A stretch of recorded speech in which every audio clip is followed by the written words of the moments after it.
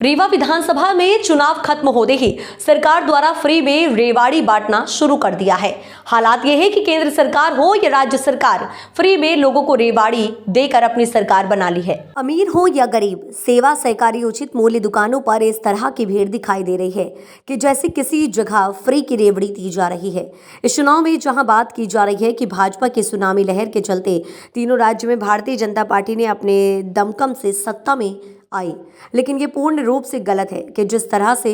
मंदिरों पर भिखारी की भीड़ नजर आती है, इस तरह में लोगों की आदत फ्री में सब कुछ लेने की पड़ चुकी है और इसी तरह राजनेता अपने गुलामी की जंजीरों पर कस चुके हैं। लोगों ने मेहनत और मजदूरी करना बंद कर दी है, फ्री में खाना खाने की आदत पड़ चुकी है और वह पूर्ण रूप से खुद को अपंग हो चुके हैं, लेकिन आने वाली पीढ़ी को भी वह फ्री में खाने की आदत डाल रहे हैं। सूत्रों की माने तो मध्य प्रदेश चुनाव को लेकर नवंबर माह में केंद्र और राज्य शासन के द्वारा दी जाने वाली फ्री में अनाज वितरण योजना आचार संहिता पर बंद कर दी गई थी। जैसा ही आचार संहिता खत्म हुआ तो 2 महीने का खाद्यान्न फ्री में बंटना शुरू कर दिया और भिखारी की तरह सेवा सहकारी उचित मूल्य दुकानों पर लाइन दिखाने लगी। सूत्रों की माने तो देश का अन्नदाता कितनी मेहनत कर अनाज का उत्पादन करता है। रात और दिन आवारा पशु और कड़ाके की ठंड पर वह अपने खेतों पर मेहनत कर अनाज का उत्पादन कर रहा है और उसके अनाज के दम सरकार द्वारा नहीं दिया जा रहा है, बल्कि अपने निजी स्वार्थ को लेकर फ्री में देश में रेवड़ी बांटी जा रही है। माना जाए तो आज देश के अंदर जिन किसानों के पास कुछ जमीन है, वह बेचारे रात दिन खून पसीना और कड़ाके की ठंड पर अपना अनाज उत्पादन करते हैं